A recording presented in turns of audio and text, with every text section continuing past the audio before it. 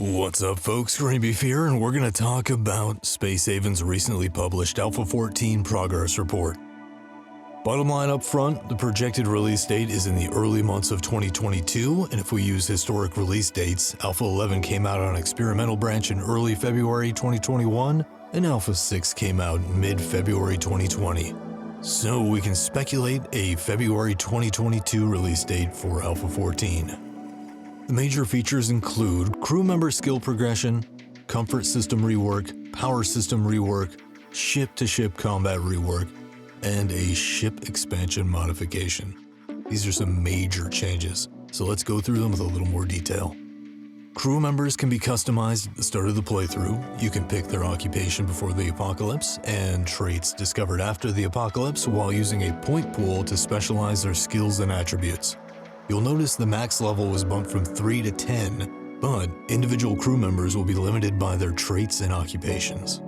This gives each crew member more specialized strengths and weaknesses, with the update stating one or few skills with high potential. Should make for some interesting recruitment choices. The Crew Priorities UI will now show your crew's skill potential and current level, allowing you to plan more effectively. We can see Albany is level 3 in research, with the potential to get up to 7. Minimum skill requirements are being added to production and other tasks, gatekeeping some of your overall progression behind individual crew members. Maybe don't send your best industry guy out to melee a hauler to prove himself. Maybe. The comfort system is getting a major overhaul. Comfort overlay and comfort objects are now categorized by work, leisure, and sleep. In this image, we see the leisure time comfort overlay. For this mess all shows gaming at 20, music at 20, seats at 10, tables at 5, and light at 3. I suspect the jukebox sitting next to the adjacent bedroom would negatively affect the sleep time comfort. Maybe there's some bleed over of noise. Tables work in all comfort areas as a positive. Also, bonus comfort does not have a radius fall off, meaning you don't need to stack objects immediately next to each other to beat out a negative comfort value. Seems pretty straightforward and will force people to specialize rooms by use.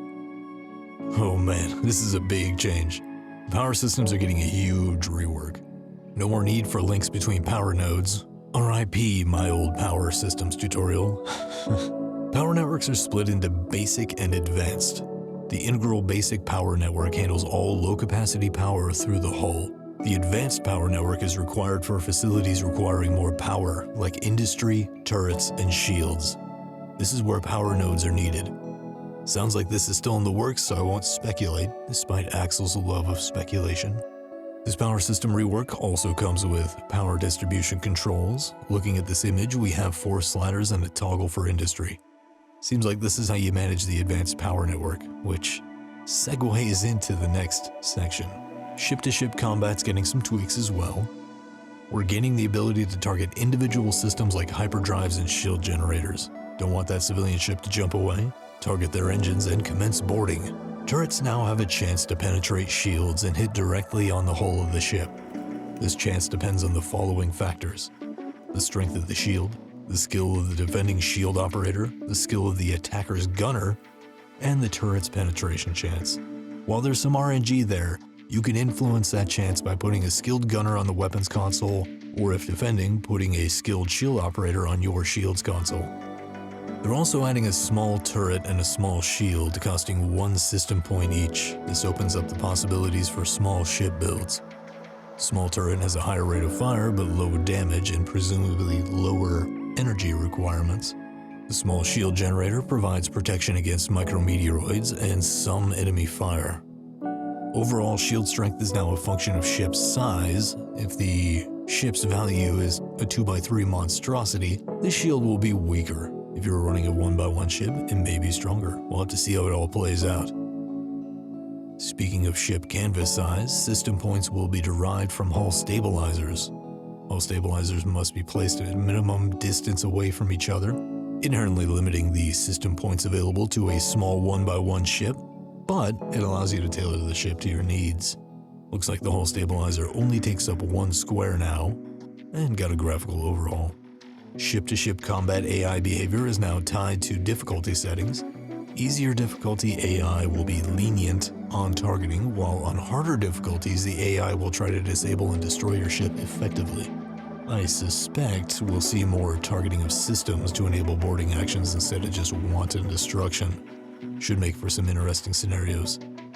Crew members can be assigned to battle stations now during ship-to-ship combat. Essentially, this pre-positions crew during combat. While there aren't many details here, I suspect this keeps someone reloading the missile turret or feeding energy cells into the shield generator. Well, that's all I've gleaned from the progress report. It's a huge game changer in how we'll play the game going forward from this patch. I would assume your old saves will not work well in this new patch with such big changes, but I've had some success in the past, so we'll find out later. That's all I've got. If you want to discuss this upcoming patch, have suggestions, or just want to theory craft and wildly speculate, shoot some comments down below, or hop on the BugByte Spacehaven Discord with a link in the description below. Take it easy, folks, and Merry Christmas.